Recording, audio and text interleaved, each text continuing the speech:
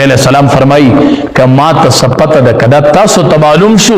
لزحکتم قلیلا ولبکیتم کثیرا، خندا بډیره کم کوي او جړه بډیره سیوا تاسو چې خندا سیوا ده او جړه کم ده کامیاب نه.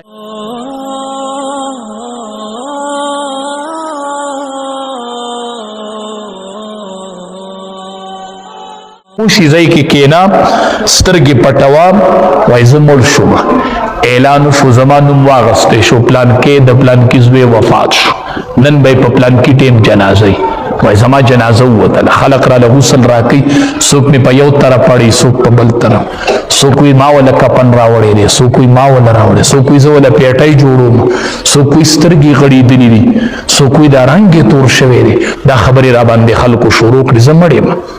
سما کټو چت شو خلک وی تیز تیزی موړی په پلاره کلاره وړی موتو قبل ان تماتو.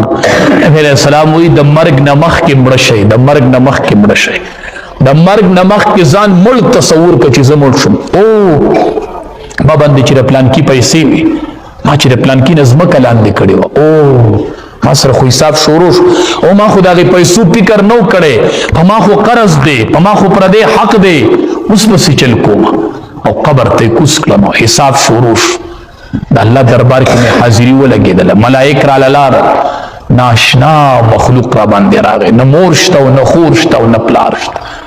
ځان ته آخرت یادو ځان ته آخرت یادو. نبی علیہ السلام فرمائی کہ ما تسپت دا کدا تاسو تمعلوم شو لزحکتم قلیلا ولبکیتم کثیرا، خندا بډیره کم کوي او جړه بډیره سیوا تاسو چې خندا سیوا ده او جړه کم ده کامیاب نه یې الوه کامیابیږي چې د دې سترګې نه اوښ ډیره بهیږي جړه ډیره شي او خندا کم شي. او دین نبی علیہ السلام فرمائی چې په کوم سړي باندې د الله په لار کې دوړه ولګېده کنه په دې وجود یې دوړه ولګېده فی سبیل الله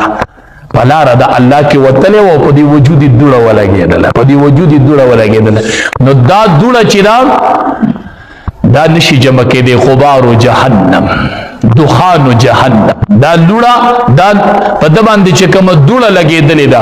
دا د دوړې د جهنم سره نشي جمع کېدی چې د الله په لار کې په چا دوړه ولګي نو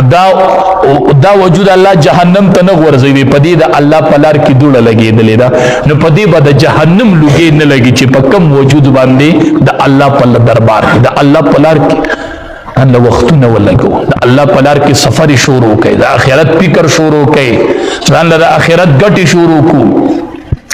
عطا الله شاه بخاری رحمت الله علیه نه چاته پوسوکو وی حضرت ژوند څنګه تیریږي وی نیم پریل کې او نیم په جیل کې وی نیم می پریل کې وته د دین د پاره سفر کوم او چې د ریل نه کوزیګه مجونی ولې یم وی نیم پریل کې او نیم په جیل کې وی نیم عمر پریل کې لاړو نیم عمر می په جیل کې لاړ بس ژوند دې تیر یو ورځ دې جیل کې کنه په جیل کې تلاوت شروع چې په جیل کې د قران تلاوت شروع کړي یو انګريز په سراغه شاده طرف ولا پملا لازمي وتا الله شاه